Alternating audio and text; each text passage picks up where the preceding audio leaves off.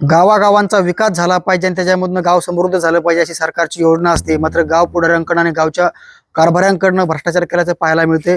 बीड तालुक्यातील आणि बीड पंचायत समिती हद्दीमधील जे उमरज जहागीर गाव आहे, या गावामध्ये लाखो रुपयांचा भ्रष्टाचार झाला तर समोर आल्यासंदर्भात तक्रार देखील दाखल केली होती. मात्र तक्रारदाराची जी चौकशी असते त्याचबरोबर जी चौकशी समिती नेमली असते त्या चौकशी समितीने कुठलीही वेळेत चौकशी न केल्याचा ग्रामस्थांचा आरोप आहे. आणि त्याच पार्श्वभूमीवरती आता बीडच्या उमरज जहागीर या ठिकाणं संपूर्ण गावकरी आणि तक्रारदार ठिकाणं आंदोलन उपोषण करतात. उद्या 17 सप्टेंबर आहे, मराठवाडा मुक्ती संग्राम दिन आहे.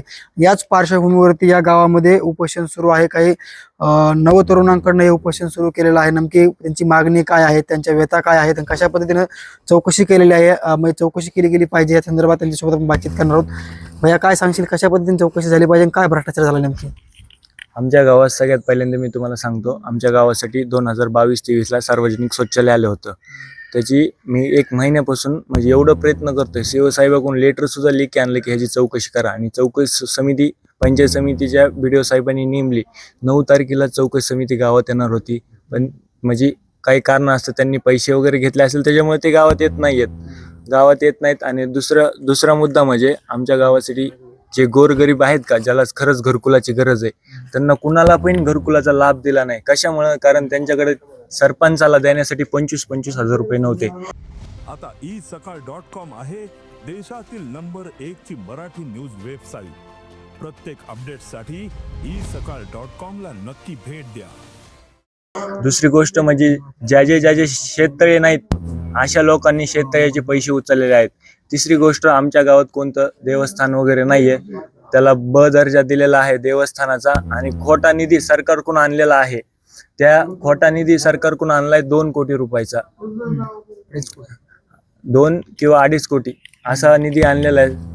आणि आता मी अर्ज केल्याच्या नंतर चौकशी समिती गावात येणार आहे असं माहीत झाल्याच्या नंतर आता सध्या स्पॉटला तिथं संडा बाथरूमचं काम चालू आहे. 2 दिवसात त्यांनी स्लॅब सुद्धा टाकलेले अशा प्रकारचे आहे. तुम्ही गावात एकदा चक्कर मारा, गावात कुठं नाली आहे का, कुठं रस्ता आहे का, पांदन रस्ते आहेत का, एकदा तुम्ही त्याचं बघा. म्हणजे असं कोणताच निधीचा वापर नाही. आणि ग्रामसेवक हा पूर्ण 3.5 वर्ष झालं गावात, 4 वर्ष झालं गावात आणखीन एकदा पण आला नाहीये. फोन सुद्धा उचलत नाही, एक पण ग्रामसभा नाही. ग्रामसेवकचं नाव उमेश साळवे असं नाव आहे त्याचं.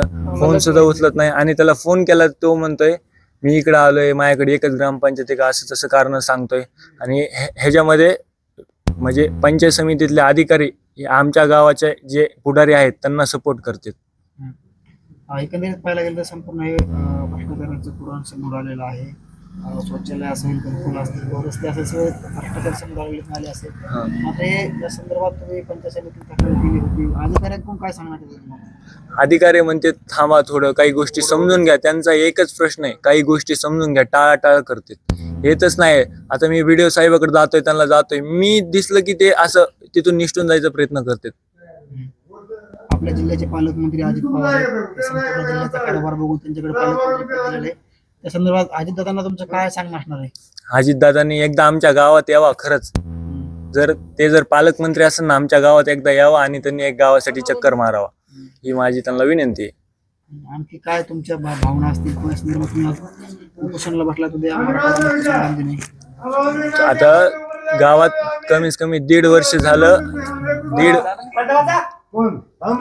1.5 वर्ष झालं, 1.5 वर्ष झालं हापशा खराब आहे. हो भाऊ थांबा ना, थांबा. मी काय आता अजितदादाकडे हा कारभार बीड जिल्ह्याचा कशामुळे दिलाय? कारण त्यांनी इथं गुन्हेगारी क्षेत्र आहे, बीडचा विकास करावा त्याच्यासाठी दिलाय. पण अजितदादा हे जे सतत प्रयत्न चालू आहे अजितदादाचे, कुठंतरी बीडचा विकास व्हावा, पण त्यांचेच कार्यकर्ते आता पंचायत समिती मेंबर म्हणून आहेत, आमच्या गावचा कारभार तेच बघतात. त्यांचेच कार्यकर्ते हेच जर असं लाखो रुपयाचं हे जर घोटाळा करीत असतील तर आमच्यापर्यंत हा निधी कसा पोहोचणार? आता पंचायत समितीच्या अधिकाऱ्यांवर दाब दडपशाही म्हणजे त्यांचा काहीतरी दबाव टाकतात ते. आता वरून चौकशीला सुद्धा त्यांना गावात येऊन देत नाहीत. असं सारखं ना सारखं म्हणजे कुठं ना कुठं अडथळा आणतात. काय सांग दादांना, काय सांगू तुमच्या? दादांना एवढंच सांगणं की माझं, तुम्ही ह्या गोष्टीची खोल चौकशी करण्याचे आदेश त्यांना द्यावात.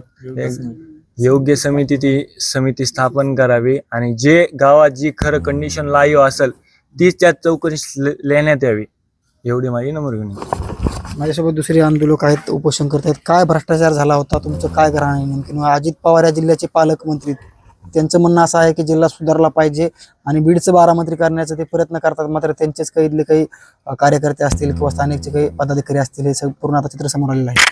ठीक आहे ना, सर्व महाराष्ट्र त्यांच्याकडे बघतोय की त्यांनी बारामती जशी सुधारली तशी पालकमंत्री पद समजा बीडमध्ये घेतलंय, तर त्यांनी समजा तीच सुविधा समजा सगळ्यांना द्यावा, ही फक्त त्यांनी इच्छा मांडून समजा सगळ्यांना समिती स्थापन करून त्यांची चौकशी करावं.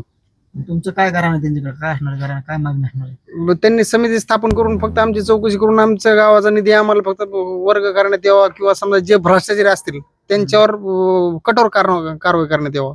दुसरी गोष्ट पाहायला गेलं तर नुसता निधी आणला जातोय, निधी दिला जातोय, मात्र कागदार दिसतोय का? नुसता कागदावर दिसतोय, पण स्थानिकवर कुठल्याच संदर्भात कारवाई नाही आणि काम पण नाही, कुठलंच नाही. तुमचं काय पुढचा लढा कसा असणार आहे? पुढचा लढा काय हे असंच आम्ही आमरण उपोषण करणार आहे. आम्ही काय पुढचा लढा कसा असणार आहे तुमचा? तुम्ही आज उपोषण करता येईल आमर उपोषण. आणि एकदा आम्हाला ग्रामसेवकचं तोंड बघायचंय, काळे का पांढरे. 4 वर्ष झालं गावात काही नाही, कुठली ग्रामसभा नाही, कुठलं काहीच नाही. ग्रामसेवक कशाला असतो? पण आम्हाला इनकेस काही लागलं तर आम्ही कोणाकडे जायचं? नक्कीच जिल्ह्याचा कारभार सांभाळणारे आणि राज्याचे उपमुख्यमंत्री अजित पवार हे आज बीड जिल्हा दौऱ्यावरती. आता उद्या 17 सप्टेंबर आहे, मात्र ज्या अजित पवारांना बीडची बारामती करायची, त्याच अजित पवारांचे काही कार्यकर्ते असतील किंवा काही पदाधिकारी असतील, याच गावचा कारभार त्यांच्याकडे आहे, जे की बीड तालुक्यातील उमरद म्हणून गाव आहे आणि या गावात जॉईंट ग्रामपंचायत आहे. मात्र असं पाहायला गेलं तर नुसते कागद नाचवले जातात आणि त्याचबरोबर जो विकास आहे तो कागदावर दिसतोय, मात्र प्रत्यक्षात पुढं नाही. नाली असेल, रस्ता असतील, पथदिवे असतील किंवा इथले काही शौचालय असतील किंवा घरकुल असतील आणि इतर काही शासनाच्या योजना असतील, या संपूर्ण कागदावरती आहेत, मात्र प्रत्यक्षात पुढे दिसत नाहीत. कोट्यावधी रुपयांचा भ्रष्टाचार केला जातोय आणि घशात घालण्याचं काम इथले काही स्थानिक पुढारी करतात, असा आरोप ग्रामस्थांनी केलेला आहे. नक्कीच्या प्रकरणाची चौकशी कशा पद्धतीने होती आणि यांच्यावर काय कारवाई होते, निधी यांच्याकडनं त्याचबरोबर भरून घेतला जातो हे देखील पाहणं महत्त्वाचं असणार आहे. साम टीव्हीसाठी योगेश काशीद, उमरद जहागीर, बीड. देश विदेशातील प्रत्येक घडामोडींचे लाईव्ह अपडेट मिळवण्यासाठी आता साम टीव्हीच्या सर्व सोशल मीडिया प्लॅटफॉर्मला लाईक, फॉलो आणि सबस्क्राईब करा. तसंच सर्व नोटिफिकेशनसाठी बेल आयकॉन प्रेस करायला विसरू नका.